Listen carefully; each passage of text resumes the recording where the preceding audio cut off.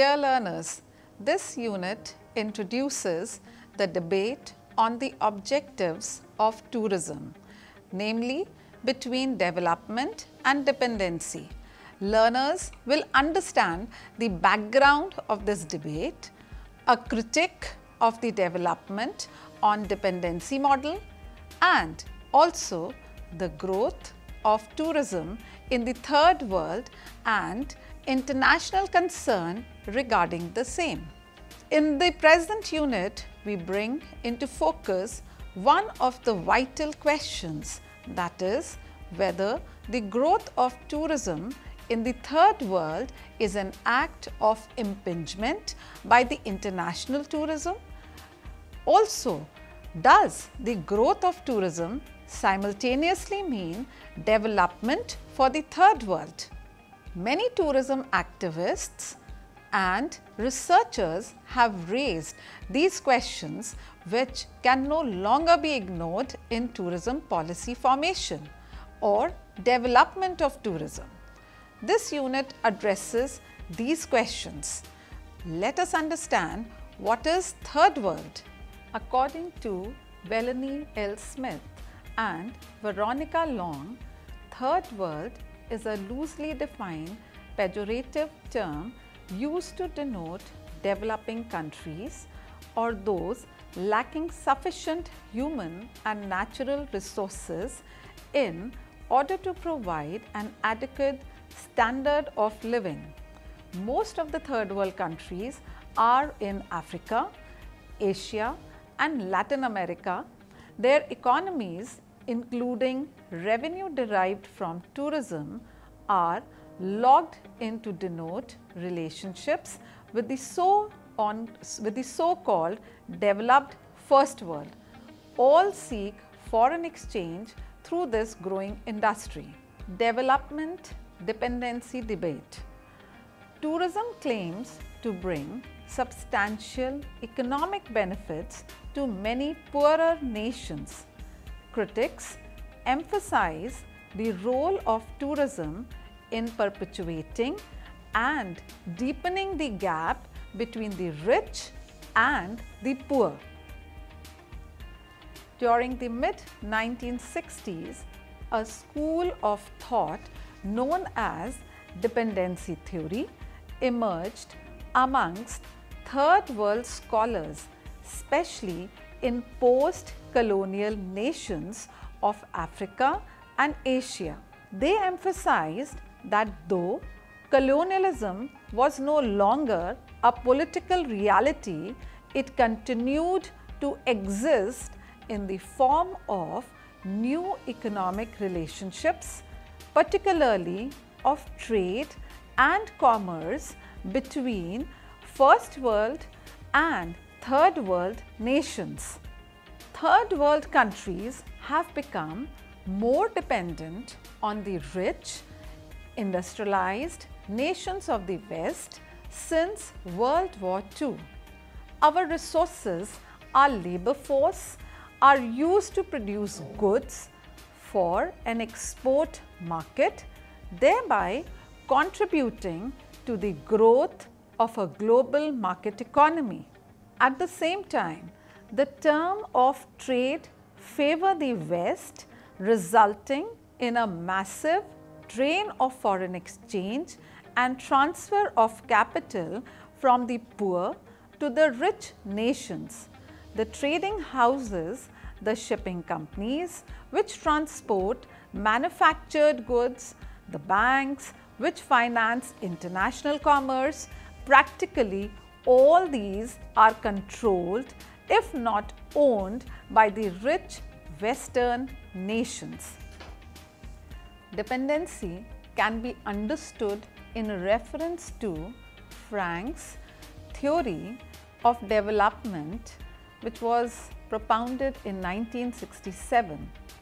Frank described the global economic system as having a developed metropolitan center and an underdeveloped periphery.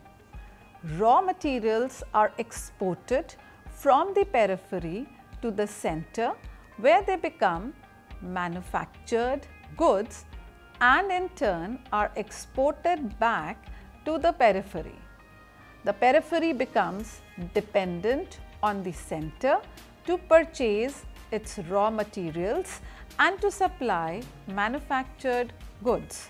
Economic history shows the value of raw materials from the periphery has steadily fallen in relation to the value of manufactured goods from the center.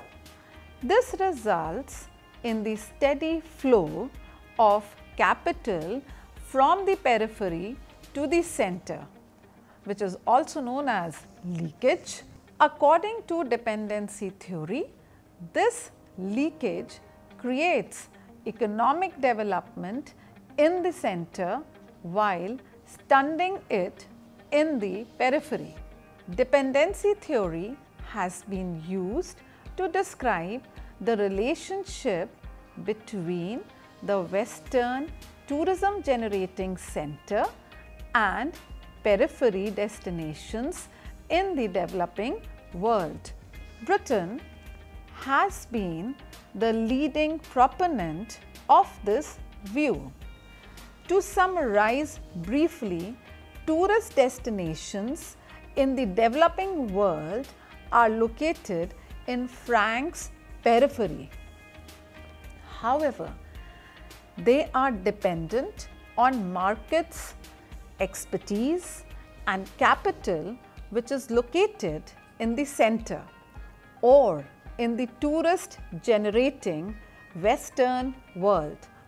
As tourists move from the center to the periphery, they often insist upon Western amenities and standards of comfort.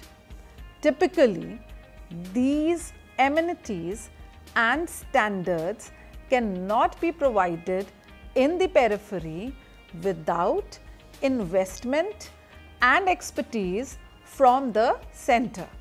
Thus, the money tourists spend in the periphery often leaks back to the investors and experts in the center.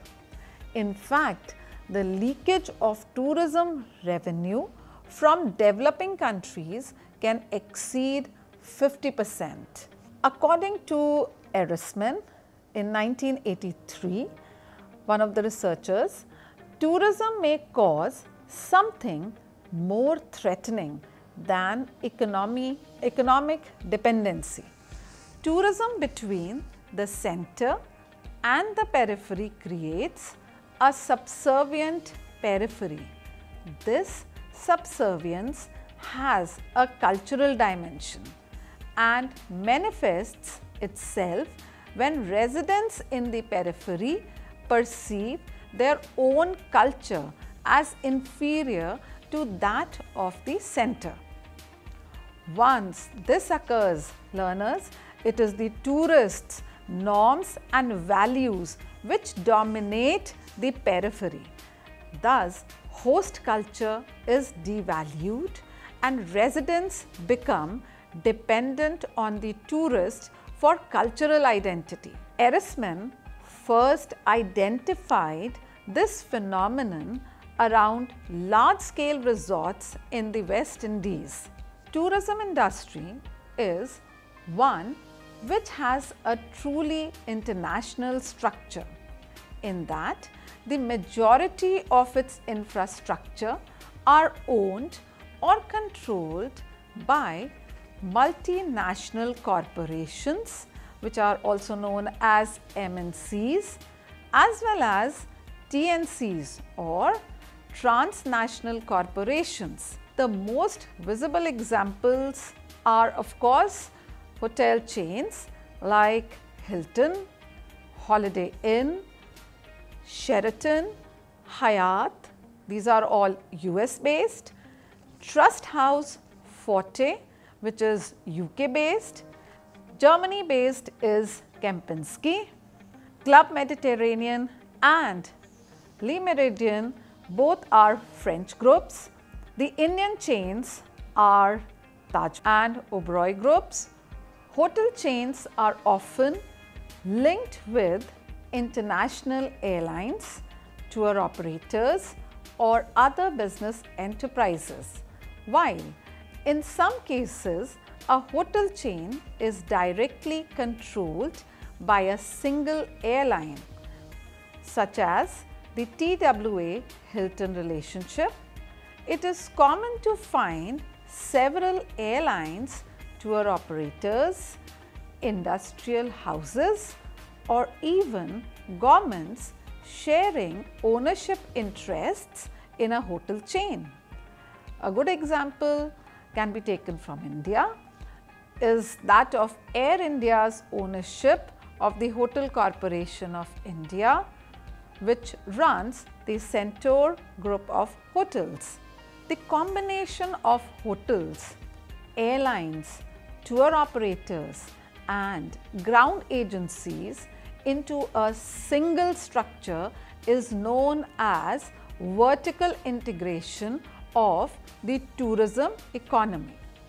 Apart from the obvious convenience of management and operation, such structures essentially serve to create and reinforce possibilities for profit maximization. Thus, it is possible for a tourist to leave Japan on Japan Airlines, be transferred from a third world airport by a Honda car to a Japanese owned hotel, to be accompanied throughout his or her tour by a Japanese guide from Japan, not just a local who speaks Japanese, eat at Japanese owned restaurants, shop at a Japanese supermarket and return by Japanese Airlines to Tokyo in order to tell his or her friends what a wonderful place the third world is. Now, given the complexity of the global economy, it is likely that the above story is a simplification of reality. For example, the car could have been a Mercedes, the hotel a Club Med, and the restaurant a McDonalds. What is inescapable is, however, that ownership, control, and therefore benefits from third world tourism accrue mainly to the rich, industrialized nations from where the tourist is originating. Now, let us understand a critique related to development and dependency theory. Now, the critique is the questions that critics raise is that if, as it is claimed, tourism brings economic benefit to a host country, who really profits from it?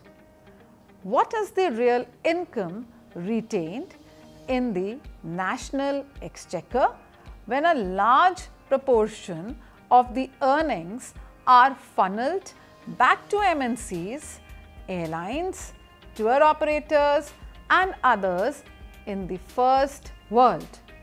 Tourism is an export and, like all other exports, earns foreign exchange for the country which exports it.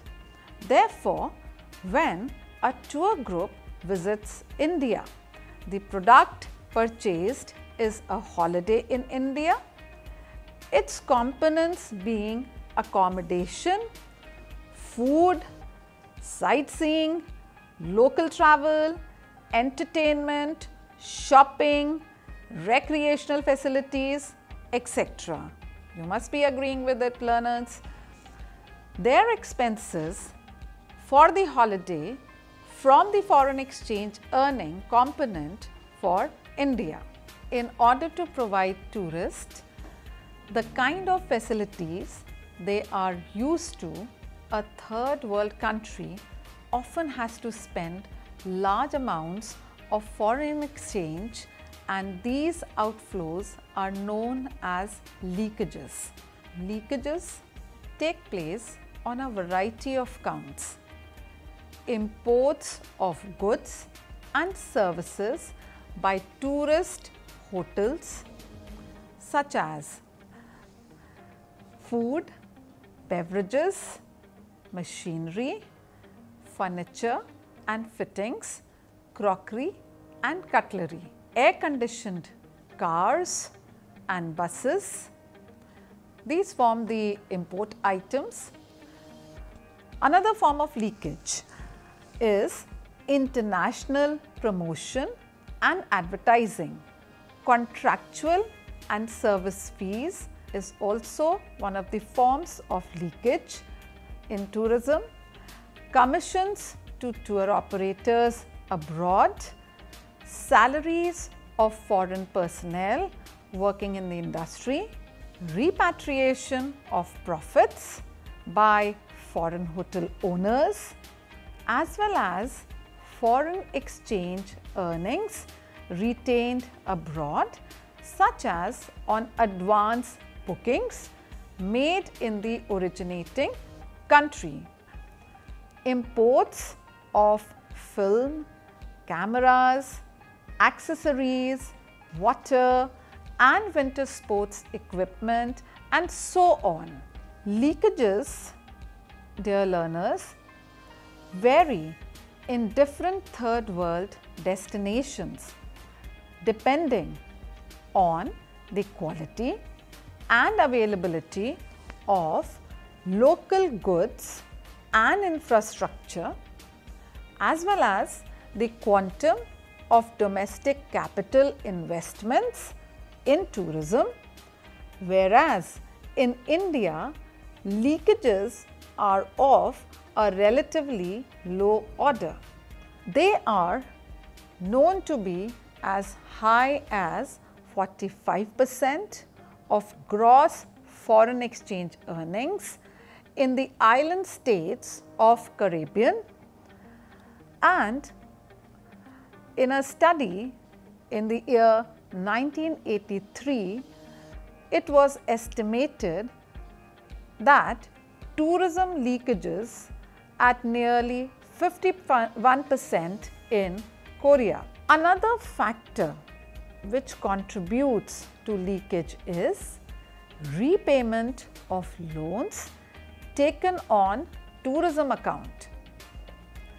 From the 1960s onwards, international lending agencies such as the World Bank and its affiliates, the International Finance Corporation and the International Development Association have actively promoted tourism development in the third world by providing a variety of loans and subsidies for hotels, roads and airports, also provision of water, power supply and so on.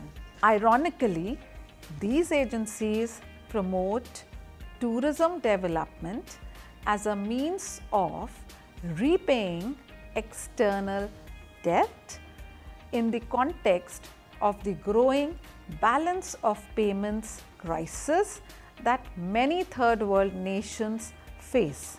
What is seldom stressed is that the loans made for tourism also have to be repaid, adding to rather than solving the debt crisis.